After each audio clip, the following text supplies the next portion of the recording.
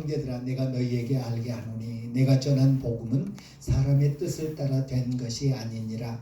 이는 내가 사람에게서 받은 것도 아니요 배운 것도 아니요 오직 예수 그리스도의 계시로 말미암은 것이라. 내가 이전에 유대교에 있을 때에 행한 일을 너희가 들었거니와 하나님의 교회를 심히 박해하며 멸하고 내가 내 동족 중 여러 연갑자보다 유대교를 지나치게 믿어 내 조상의 전통에 대하여 더욱 열심히 있었으나 그러나 내 어머니의 태로부터 나를 택정하시고 그의 은혜로 나를 부르신 이가 그의 아들을 이방에 전하기 위하여 그를 내 속에 나타내시기를 기뻐하셨을 때에 내가 곧 혈육과 의논하지 아니하고 또 나보다 먼저 사도된 자들을 만나려고 예루살렘으로 가지 아니하고 아라비아로 갔다가 다시 다메섹으로 돌아갔노라. 그 3년 만에 내가 게바를 방문하려고 예루살렘에 올라가서 그와 함께 15일을 머무는 동안 주의 형제 야고보 외에 다른 사도들을 보지 못하였노라. 보라 내가 너에게 쓰는 것은 하나님 앞에서 거짓말이 아니로다. 그 후에 내가 수리아와 길리기아 지방에 이르렀으나 그리스도 안에 있는 유대의 교회들이 나를 얼굴로는 알지 못하고 다만 우리를 박해하던 자가 전에 멸하려던 그 믿음을 지금 전한다 함을 듣고 나로 말미암아 하나님께 영광을 돌리니라. 아멘. 아멘. 우리 바울에 대해서 개략적으로 다시 한번 살펴봅니다. 우리 지난주에는 그가 예수님을 만나기 이전에 어떤 사람이었던가 하는 것을 우리 서신서들에 나타나는 바울 사도의 고백을 통해서 살펴볼 수 있었습니다. 그는 길리기아 다소 출신이고요. 그 길리기아 다소라고 하는 곳은 그 바울 사도 당시에 성경 시대 당시에 매우 귀중한 이방 도시들 중에 매우 귀중한 도시여서 그러니까 로마의 황제들이 방문하기도 했고요. 그래서 어떤 이유에선지는 아직도 뭐 의견들이 분분합니다만은 그 다소 사람들에게는 로마 시민권을 주는 그런 특혜가 내려졌던 도시. 그래서 바울 사도가 자신은 날 때부터 시민권을 가진 사람이다 라고 그렇게 밝히기도 하죠. 다소 출신이고요. 언제부터였는지 몇 살 때 예루살렘에 왔었는지는 모르지만 예루살렘으로 유학을 온 그런 젊은이였고요.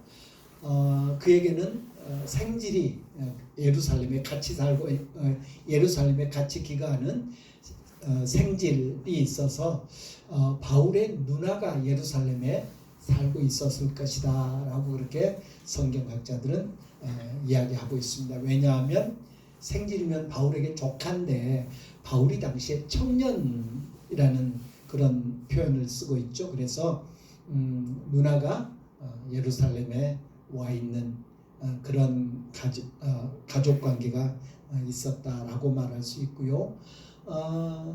오늘 그 갈라디아서에서도 바울 사도가 밝힌 것처럼 그는 가말리엘 문화에서 자기도 유명한 랍비가 되기 위해서 열심히 공부했던 그런 사람으로 추측되어집니다.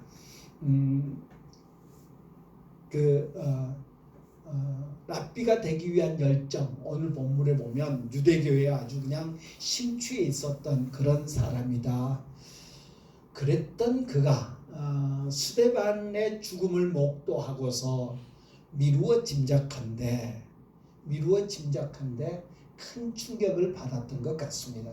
뭐 성경에는 그가 뭐 충격받았다, 뭐 쇼크를 받았다라는 그런 표현은 없습니다만은 그가 다메섹으로 가던 길에서 예수님을 만난 다음에 완전히 바뀌는 그런 모습, 그런 그 심리적인 어떤 도전이 없었다면 그가 예수님을 만났다고 해서 그렇게 갑자기 180도 바뀔 수 있었을까? 아마도 그러지 않았을 것이다. 스데반이 돌에 맞아 죽는 그런 연약한 모습 같아 보이지만 스데반의 죽음이 또 누군가에게 큰 영향을 끼칠 끼쳤다라는 것을 우리가 미루어 짐작할 수 있습니다. 오늘 우리가 사도행전을 통해서 그리고 오늘 본문에서 갈라디아서를 통해서 또 고린도전서를 통해서 그의 서신서들을 통해서 그가 예수님을 만난 다음에 예수님이 그를 만나 주신 다음에 그가 어떻게 변화되었고 어떤 사역을 감당했는가 하는 것들을 우리가 성경에서 엿볼 수 있습니다. 다메섹 조상에서 부활의 주님을 만나죠. 스데반이 죽은 다음에 예루살렘의 크리스찬들에게 예수 믿는 성도들에게 큰 핍박이 임했습니다. 그래서 사도들 외에는 예수 믿는 사람들이 뿔뿔이 흩어졌다라고 사도행전에서 밝히고 있는 것을 봅니다. 사도행전을 우리가 읽어보면 오순절 성령의 역사가 임하고 그리고 베드로와 요한이 그리고 나서 이제 세계 곳곳에서 온 디아스포라 유대인이라고 그러죠. 흩어졌던 유대인들이 오순절 명절을 지키기 위해서 예루살렘에 왔다가 성령이 임하는 광경을 보았습니다. 그리고 그들이 방언을 통해서 각 나라 말로 예수님에 대해서 증거하는 것을 들었습니다. 깜짝 놀랐죠. 그것에 대해서 뭐 술 취했니 어쩌니 여러 가지 이야기가 있으니까 아니다. 이것은 성경에 약속된 성령이 우리에게 임한 것이다. 베드로 사도가 알렸고요. 그래서 그리고 이제 예수님을 증거하게 되죠. 하루에 3,000명, 5,000명씩 회개하고 예수님을 믿게 됩니다. 그래서 초기 기독교가 엄청난 폭발적인 부흥을 하게 되죠. 그랬던 그 예루살렘 교회에 핍박이 임합니다. 그래서 뿔뿔이 흩어지게 되고 그 흩어진 사람들의 사역 중에 이제 빌립이 사마리아에 가서 복음 전하고 또 에디오피아 관료에게 복음 전하는 그런 모습을 우리가 사도행전에서 볼 수 있습니다. 그 흩어진 사람들 중에 다메섹으로 간 사람들이 있었다. 그 아나니아가 이제 예수님을 만난 바울에게 안수하죠. 그 아나니아를 가리켜서 제자다라는 그런 표현을 씁니다. 제자다. 그 예루살렘 교회가 시작되면서 모여서 기도하고 또 떡을 떼며 교제하고 사도들의 가르침을 받기를 힘쓰는 그런 모습이 나오죠. 제자는 훈련생들, 사도들의 가르침을 받았던 그런 사람 중에 한 사람이다. 제자라는 말입니다. 그가 다메섹에 가 있습니다. 다메섹에 이미 크리스찬 공동체가 형성되어 있었습니다. 다메섹이 아주 요충지였다는 거 우리가 지난주에도 함께 생각했죠. 그 실크로드가 연결되는 우리 학교 다닐 때 많이 들었던 실크로드가 연결되는 그래서 그 다메섹에서 아프리카로 다메섹에서 중동으로 갈라지는 아주 교통의 요충지 당시에 오늘날도 다마스쿠스라고 그렇게 부르고 있는데 아무튼 그런 요충지였고 그 요충지에 기독교 공동체가 이미 존재해 있었더라.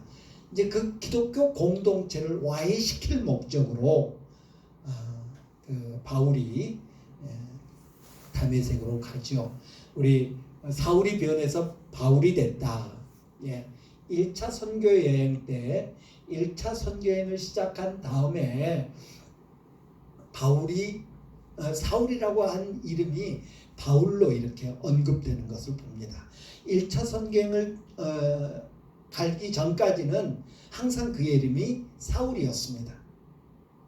지난주에 우리가 생각한 것처럼 그 유대인들, 특별히 이 이방인 지역에서 태어난 유대인들에게는 헬라식 이름과 유대식 이름 두 개가 있었다라고 말씀드린 적이 있습니다.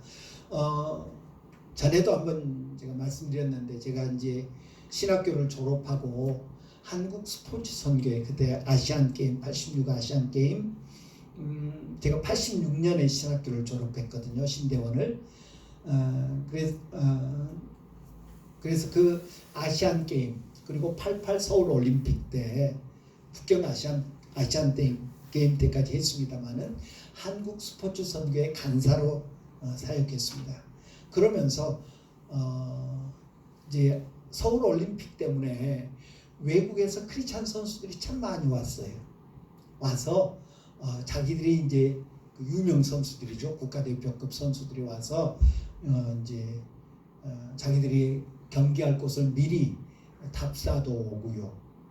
또 이제 한국에 대한 관심이 갑자기 높아지니까 뭐 야구 프로야구 선수들 또 그 수영 선수들 이런 크리스찬 선수들이 팀을 조직해 갖고 와서 우리나라 고등학생들 이렇게 강습해 주면서 자기들 간증을 통해서 이제 복음 전하는 그런 일들을 하곤 했는데 제가 이제 짧은 영어로 그 사람들 이제 돕는 역할, 가이드 역할을 했었는데 날마다 물어요. 이제 제가 공항에 가서 이제 그 사람들 픽업에 와서 호텔에 이렇게 묵게 하고 그 다음 날 또 이제 차 가지고 가서 그분을 태워 가지고 이제 일정을 하는데 매일 물어요. 이름이 뭐냐고. 아니 선악리라고 그렇게 알려주는데 그 다음 날 또 물어요. 이름 잊어먹었다고. 이름이 뭐냐고. 선악리라고. 그런 와중에 그러기를 여러 날 했는데 나중에 한 분이 영어식 이름 하나 만들라고 그러더라고요. 그래서 이제 선악이 S자로 시작하잖아요. S자로 시작하는 성경 이름이 뭐 있나 사울도 있고 그러다가 제 마음에 든 게 사무엘이더라고요. 그래서 세무엘 뭐 영어로 그렇게 말하거든요. 세무엘. 그 다음부터는 그 미국에서 사람들이 오면 I'm Samuel, I'm 선악리, but you can call me Samuel. 나 이선악인데 사무엘이라고 불러도 돼 라고 말하면 절대 안 잊어버리더라고요. 갈 때까지 하이 세무엘 그러면서 뭐 이런저런 이야기도 하곤 했습니다. 그것처럼 이 사울도 그 사울 바울도 이름이 두 개였을 거다. 집에서 부르는 이름은 사울. 유대인들 사회에서 부르는 이름은 사울. 그래서 늘 사울이었죠. 유대인들을 접하니까. 그런데 선교행을 시작하면서 이방 사람들하고 이제 이방 사람들을 접하게 됐잖아요. 그래서 스스로 바울 헬라식 이름 뭐 다시 지은 게 아니라 뭐 사울은 뭐 교만한 이름, 사울은 예수 믿기 전 이름 그게 아니라 원래 있었던 이름이다라는 거 우리가 기억해야 될 것입니다. 사역을 위해서 이름을 다르게 붙인 것이다라는 거 우리가 기억할 필요가 있겠고요. 사도행전에 보면 자기 자신이 어떻게 예수님 만났는가를 간증합니다. 그것이 3번 언급되어 있는 것을 봅니다. 자신의 입장에서 누군가 다른 사람이 저 사람은 그렇게 됐대가 아니라 내가 이런 경험을 했다. 내가 이런 경험을 했다. 라는 것을 3차례 언급하고 있는 것을 봅니다. 그러면서 처음부터 아나니아가 그 사람 교회 핍박하는 사람 아닙니까? 주님에게 이렇게 항의하죠. 그때 이방인을 위한 나의 그릇이다. 그러니 염려 말고 가서 안수해줘. 뭐 이제 풀어서 이야기하면 그렇죠. 그렇게 해서 이제 가서 안수하니까 눈에서 비늘 같은 것이 벗어지고 못 보던 사울이 다시 보게 됐다라는 그런 언급이 있는 것을 봅니다. 그때로부터 그는 한 번도 그냥 예수 믿는 것으로 자기 자신을 소개하지 않습니다. 그는 항상 자신의 그가 예수님을 만난 것은 곧 예수님으로부터 사역을 부여받은 것. 그 만남과 뭐랄까요, 소명이 함께하더라 하는 것이죠. 만남과 구원과 소명, 뭐 이렇게 표현해도 되겠죠. 예수를 믿는, 예수를 영접하는 것과 예수님으로부터 부름받은 것, 그 이방인 사역자로서 부름받은 것이 항상 함께하는 것을 봅니다. 이때 구원받았는데 뭐 몇 년 후에 생각해 보니까 나를 부르시더라 아니라 만남과 소명이 늘 함께하는 것을 볼 수 있습니다. 오늘 우리도 이 부분 잘 생각해야 될 때, 하나님이 왜 나를 구원하셨을까? 잘 먹고 잘 살라고? 제가 아주 누누이 강조합니다만은 성경의 그 어디도 예수 믿으니까 잘 먹고 잘 살더라 끝나지 않습니다. 창세기부터 계시록까지 예수 믿으면 아무개가 예수 믿었더라, 아무개가 예수 영접했더라, 아무개가 하나님 믿었더라 그랬더니 잘 먹고 잘 살았다더라 이렇게 끝나지 않는다는 거예요. 하나님께서는 우리를 부르실 때 당신의 목적을 가지고 부르신다 하는 것이죠. 나만 잘 먹고 잘 사는 게 아니라, 나만 구원받는 것이 아니라 나로 인해서 주님의 은혜가 다른 사람에게, 나로 인해서 주님의 구원이 다른 사람에게 전달되기를 원하신다라는 사실을 우리가 성경을 통해서 보지요. 이 사울 혹은 바울이 바로 그 본보기가 되고 있는 것을 볼 수 있습니다. 그는 자신의 그 경험, 자신의 체험을 나만 특별한 체험을 했다라고 결코 말하지 않습니다. 고린도전서 15장에 보면 예수님이 부활하신 게 확실하다 라는 이야기를 하죠. 부활하신 예수님이 게바에게도 보이시고 누구에게 보이시고 누구에게 보이시고 누구에게도 보이시고, 그리고 마지막에 만삭되어 나지 못한 자 같은 내게도 보이셨노라. 자신의 그 다메섹으로 가던 중에 예수님께서 자기를 만나 주신 사건을 자기만의 독특한 사건으로 말하지 않고, 다른 많은 사람들이 경험한, 다른 많은 사람들이 만난 바로 그분을 내가 만났다라고 말씀하고 있는 것을 봅니다. 바울에게 이런 마음이 없었다면요, 이런 겸손함과 이런 믿음이 없었다면요, 교주가 되기 딱 좋은 사람입니다. 나 예수 만났다? 예수 만났더니 막 한 광채가 나고, 그래서 내가 눈도 멀고, 아마 아라비아에서 경험했을 것 같은데, 나는 3층천을 올라갔다 왔다. 교주 되기 딱 좋은 사람이죠. 우리 그 이단들 보세요. 이단의 그 교주들 보면 자기만의 독특한 경험을 이야기하잖아요. 자기만의 나는 특별 계시를 받았다. 지금 감옥에 있는 모 씨는 초창기에 설교하다가 이렇게 가만 서 있었어요. 제가 그 양반 개척교회 막 시작했을 때 그 교회에서 가까운 교회에 이제 그 교육전도사로 사역했을 때인데, 아무튼 설교하다가 가만 서 있었어요. 뭐 하려고요? 직통 계시 받느라고. 네. 나는 직통 계시 받아서 하나님 저기 계신다고, 예수님 저기 계신다고. 누군지 아십니까? 아무튼 그런 분이 지금 성폭행으로 감옥에 가 있죠. 네. 바울 사도는 결코 자기를 이렇게 내세우는 그런 사람이 아니었어요. 나는 질그릇 같은 존재다. 나는 질그릇 같은 존재인데 예수 그리스도의 복음이라고 하는 그 보배를 내 안에 넣어주셨다. 그렇게 표현하기도 하셨고요. 만삭되어 나지 못한 자 같은 그런 존재. 라고 표현하기도 하셨고요. 뭐 삼층천 경험 경우는 혹시라도 자기가 드러날까 봐서 내가 아는 어떤 사람이 있는데 그 사람은 삼층천에 갔다 왔다라고 그 3인칭 화법을 쓰죠. 하나님이 쓰시는 사람의 특징이 뭔가? 결코 교만한 자를 쓰시지 않는다.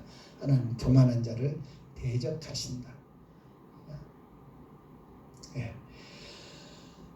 회심하고 난 다음에는 아라비아, 오늘 우리가 읽었죠? 아라비아로 갔다고 표현합니다. 아라비아는 광야 지역이죠. 예. 왜 갔는지, 뭐 성령께서 이끄셔서 아라비아로 갔는지, 아라비아에 가서 뭐 했는지 성경에는 언급이 없습니다. 그 바울 사도가 서신서를 쓰고요, 또 누가가 사도행전을 쓰고요. 그래서 바울의 서신서를 통해서 누가의 사도행전을 통해서 우리 바울 사도에 대해서 알 수 있는데, 바울의 자랑거리가 될 만한, 바울을 이렇게 막 높일 만한 내용들은 쏙 빼버린 것을 봅니다. 분명히 아라비아에 가서 신비한 체험을 했을 것 같고요.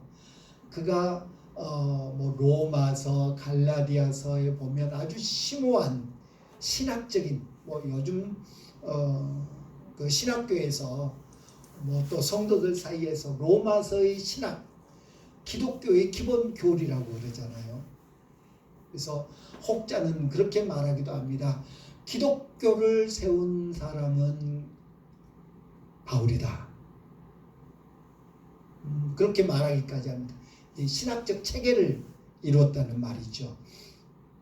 아마 그런 거 보니까 엄청난, 그가 예수님을 따라다니지도 않았던 그에게 늘 그 꼬투리거리가 됐죠. 쟤는 그 율법주의자들이, 쟤는 예수님의 제자 아니지 않느냐, 12제자 중에 한 사람도 아니었지 않냐, 예수님 따라다니던 그런 무리들 중에 속한 사람이 아니지 않냐, 지가 뭘 안다고 예수님에 대해서 이러쿵저러쿵 이야기해 라고 바울의 사도직에 대해서 계속 도전합니다. 그런 약점이 있는 사람이었어요.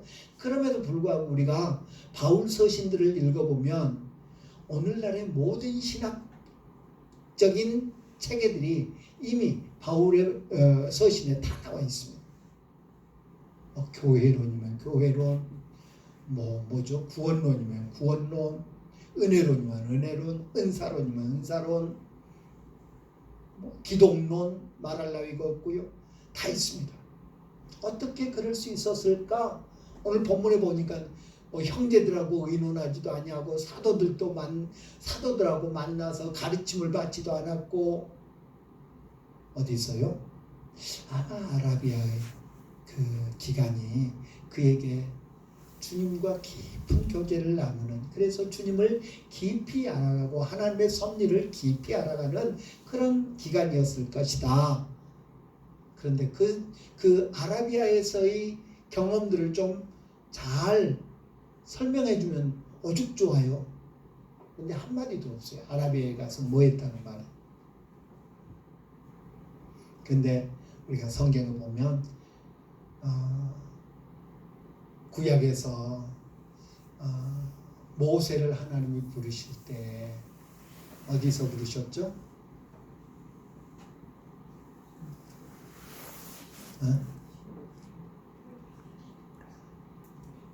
미디안 광야에 있을 때, 미디안 광야에 있을 때 떨기나무에 불 붙은 거 보게 하시고 거기 가보게 만드셨죠. 미디안 광야에 있을 때, 미디안 광야에서 모세가 뭐 했을까요? 실패자로, 루제라고 그러죠. 실패자로 모세는 미디안으로 갔습니다. 그죠? 어떻게 내 백성을 좀 도와줘 보려고 히브리인이라는 것을 알게 된 모세가 자기 백성을 어떻게 좀 도와줘 보려고 했다가 실패했어요. 실패자로 미디안에 갔습니다. 가서 뭐 했을까요? 물론 자포자기하는 마음도 있었겠죠. 양이나 치자. 그런 그가 이드로의 조언에 따라서 하나님의 하나님의 영광 앞으로 나아갈 마음을 가졌던 것은 여전히 그에게 그 영적 고민, 영적 갈등이 있었지 않았겠느냐. 예수님도 사역을 시작할 때 광야로 가셨죠. 바로 이 바울에게 있어서 아라비아가 그런 준비하는 과정이지 않았겠는가 생각합니다. 다메섹에 돌아온 후에 곧바로 예수는 메시아다 라고 증언합니다. 우리가 착각하기 쉬운 것이 다메섹으로 가다가 예수님 만나고 그리고 아나니아가 안수해줘서 눈을 다시 보게 된 다음에 곧바로 막 예수님을 전한 것처럼 생각하는데 본문에 보니까 그게 아니라 그런 준비하는 과정 후에 예수는 메시아다. 단순히 내가 핍박하는 예수다 하니까 와 아니라 예수님을 알아가는 기간이 있었다는 것이죠. 예수님을 우리가 성장에 있어서 어느 날 갑자기 성장하지 않죠. 우리 육체도 나이에 따라서 성장해 가고요. 음식 섭취에 따라서 성장해 가고요. 그러고 어느 순간에 그 어른이 되고 하는 것을 경험하죠. 바울 사도 역시 처음부터 그 다음 날부터 예수님은 메시아다 이 고백 쉽지 않거든요. 가이사라 빌립보에서 사람들이 나를 누구라 하느냐? 사람들이 아무개라고 그럽디다. 아무개라고 그럽디다. 그 사람들이 한 번 예수님 보고 그런 말을 했을까요? 아니요. 갈릴리 지역에서 사람들이 예수님 졸졸졸졸 따라다녔어요. 귀찮을 정도로 따라다녔어요. 니들 먼저 배 타고 저쪽으로 건너가. 나 이 사람들 보낼게. 하고 사람들 다 보내고 산에 올라가서 기도하시다가 제자들이 저 갈릴리 호수 한가운데서 풍랑 때문에 고생하는 것 보고 걸어서 그리 가시죠. 그리고 건너편으로 건너갔더니 사람들이 벌써 와 있더라는 거예요. 선생님 저기 계셨는데 언제 이렇게 오셨어요? 그 정도로 따라다닌 사람들이 뭐라고 말했어요? 선지자 중에 하나입니다. 엘리야입니다. 세례요한이 다시 살아났습니다. 등등의 이야기를 하는 것을 보죠. 예수는 메시아다라는 고백이 쉽지 않다는 거죠. 유대인들의 이제 그 다메섹에서 예수를 핍박하던 이 사울이 예수를 전하니까 유대인들이 이제 바울을 죽이려고 하죠. 그래서 도망갔다가 이제 예루살렘으로 가서 제자들 보려고 했는데 그 야고보 주의 형제 야고보밖에는 못 만났다. 그리고 다소로 가서 14년간 길리기아와 수리아에서 예수님을 전합니다. 이제 그 다소가 속했던 그런 지역이죠. 그리고 이제 바나바가 다소로 찾아가서 이 바울을 데리고 와서 다시 예루살렘의 그 지도자들에게 소개하죠. 스데반 사건 이후로 안디옥까지 복음이 이제 전해지게 됩니다. 뿔뿔이 흩어진 사람들이 흩어져서 복음 전하는데 안디옥까지 복음이 전하게 되고요. 그래서 그 안디옥에서 예수 믿는 사람들을 돌볼 필요가 있어서 안디옥으로 바나바를 파송하면서 바나바가 바울과 더불어서 바울을 데리고 안디옥에 가서 그 안디옥에서 이제 순회 목회를 하는 거죠. 사역을 하기에 이릅니다. 계속해서 그래서 이 당시에는 바나바와 사울 그 호칭도 그렇게 되고 있는 것을 봅니다. 그리고 이제 안디옥에서 바울 사도와 바나바와 사울이 1차 전도 여행, 선교 여행, 뭐 어떻게 불러도 괜찮겠죠. 전도 여행을 떠나게 됩니다.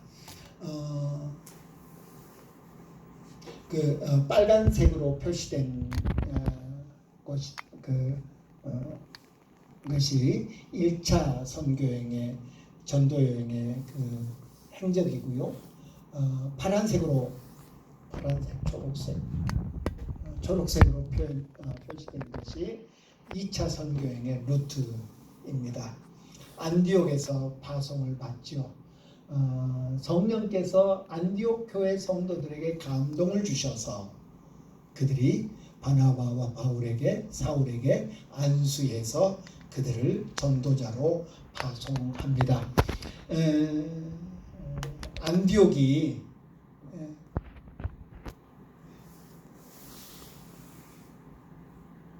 여기가 지금 안디옥이죠.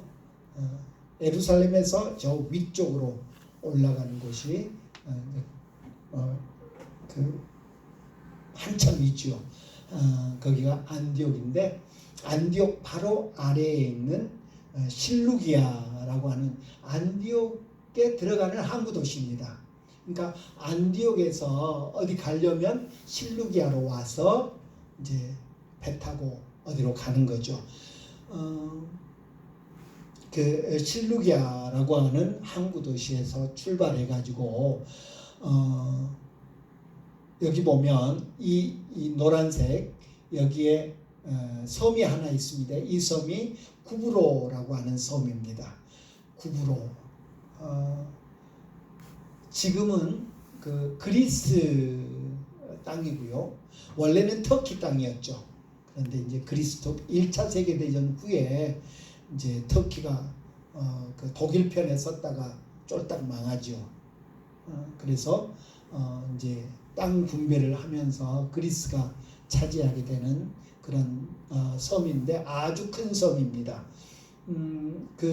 구브로에 갔는데 요한 마가를 데리고 가죠. 요한 마가는 바나바의 생질, 바나바의 조카이죠. 이 구브로는 바나바의 고향입니다. 바나바와 마가의 고향이죠. 그리고 이제 구브로에서 구브로의 항구 도시, 구브로 섬의 항구 중에 살라미가 있고요. 바보, 우리말로는 바보, 좀 이상한 표현인데 파푸스라고 하는 그런 항구 도시인데 살라미와 바보에서 복음을 전합니다. 그러는 과정 중에서 이 구브로의 총독이 예수를 믿게 됩니다. 구브로의 총독이 예수를 믿게 되죠. 그리고 그 바보로 갔던 구브로로 갔던 바울 일행이 갑자기 소아시아의 저 안쪽으로 갑니다. 소아시아의 저 안쪽으로 들어갑니다.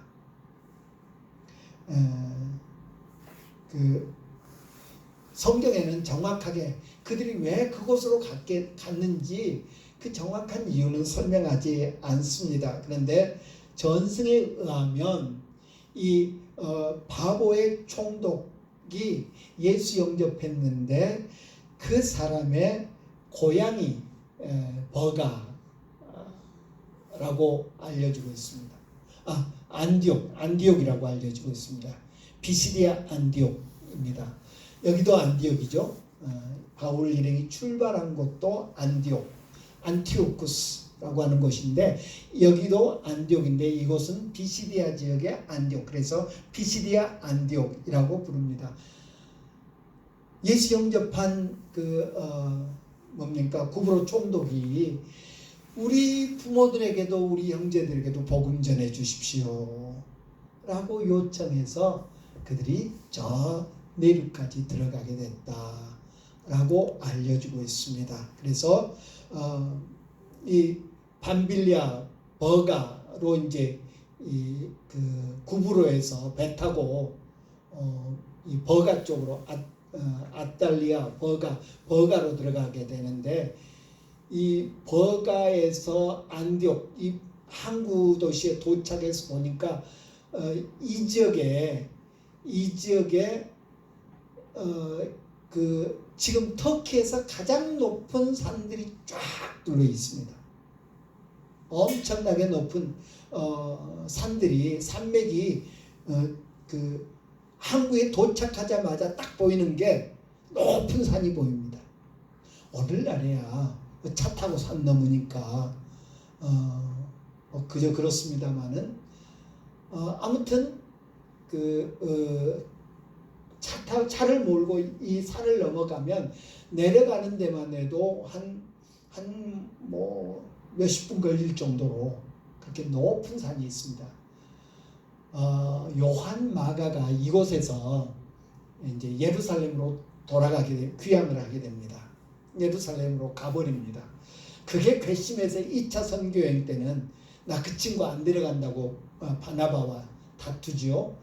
요한 마가가 왜 예루살렘으로 돌아갔을까? 많은 학자들이 성경은 왜 그랬다는 말이 없죠. 성경학자들이 바울이 2차 선교여행 때 마가를 데리고 가지 않으려고 한 것 보니까 좋은 이유로 가지는 않았다. 그러면 왜 그냥 도망갔을까? 바로 그 산을 넘어서 갈 생각을 하니까 엄두가 안 나서 그랬을 것이다 라고 그렇게 이해들을 합니다. 나중에 만나면 물어보자고요. 천국에 가 있겠죠. 도대체 그때 왜 그러셨습니까? 라고 물어보자고요. 아무튼 엄청난 높은 산이 가로막고 있었고, 그래서 요한 마가는 돌아가고요. 그리고 바울과 바나바는 계속해서 비시디아 안디옥까지 깊숙하게 들어갑니다. 터키의 소위 소아시아라고 부르죠. 터키의 깊숙한 지역까지 들어갑니다. 영국에서 살던 어떤 여자분이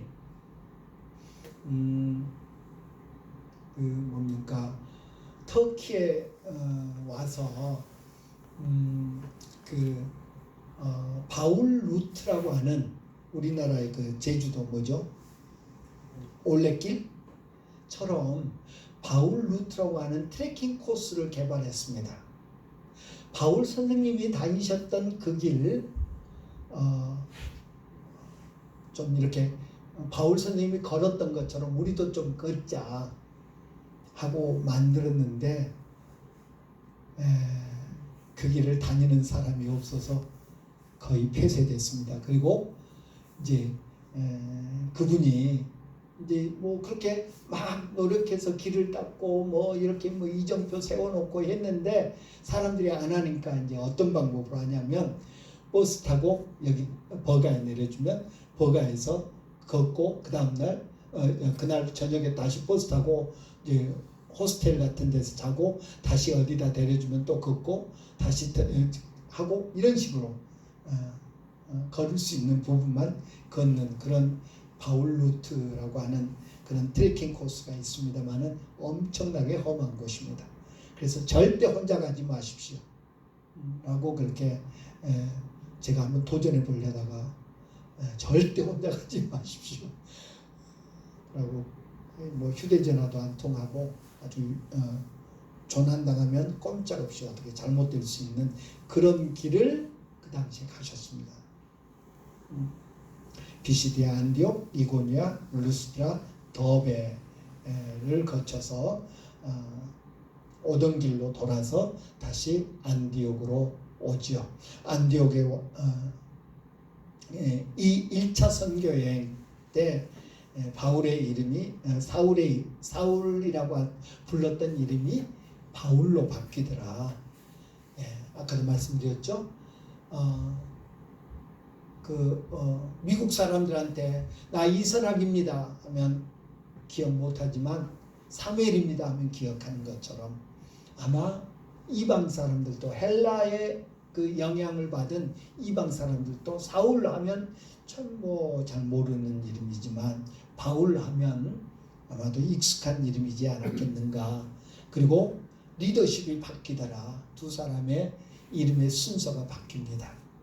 그래서 아무개와 아무개입니다. 이게 참 중요하죠. 그 리더가 먼저 이름이 호명되고 이제 돕는 이가 이제 나중에 호명되는데 그 역할이 달라지고요. 주도하는 인물이 달라지는 그런 모습입니다.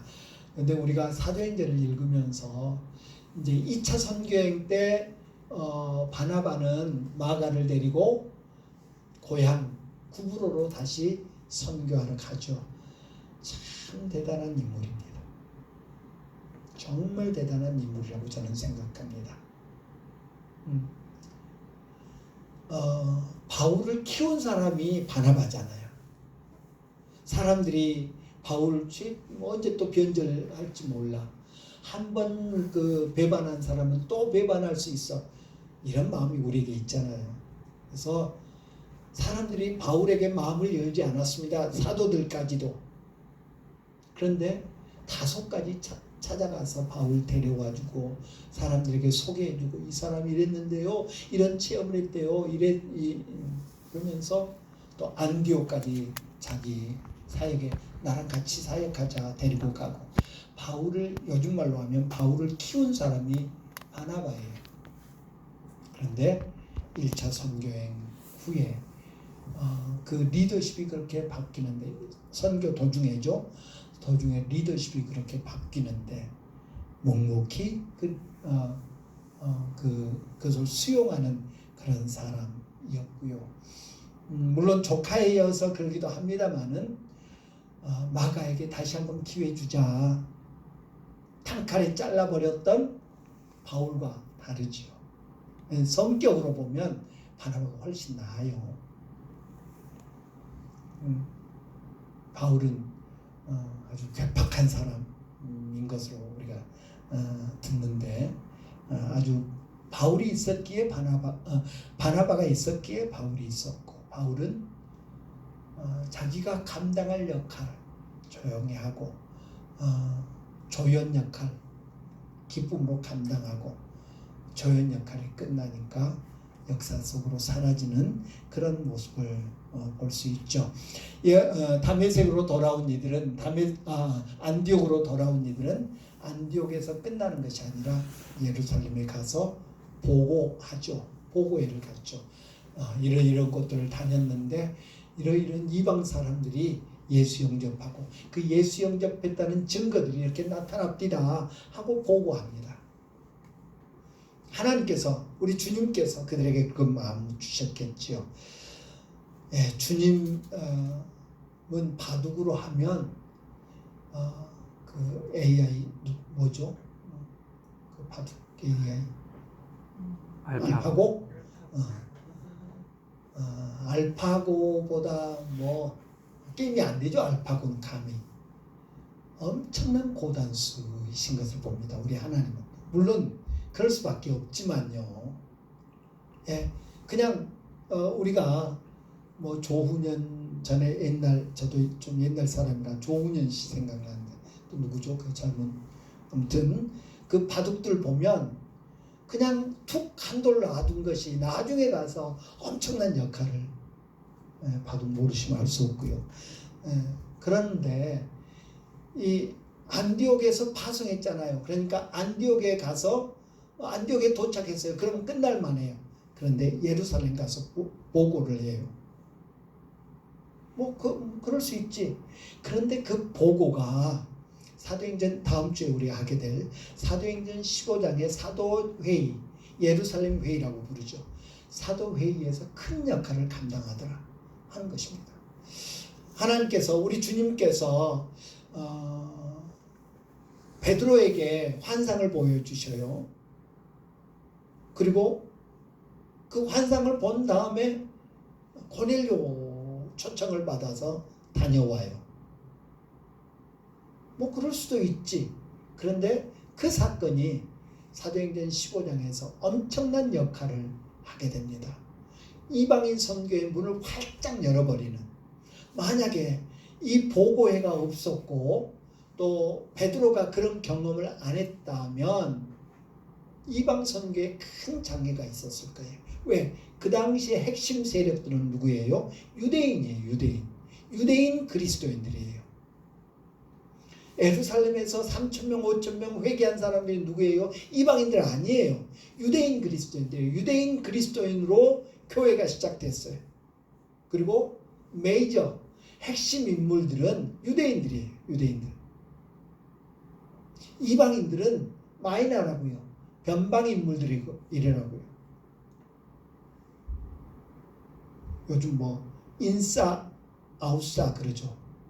인싸가 젊은 사람들 말이어서 잘 모르시죠.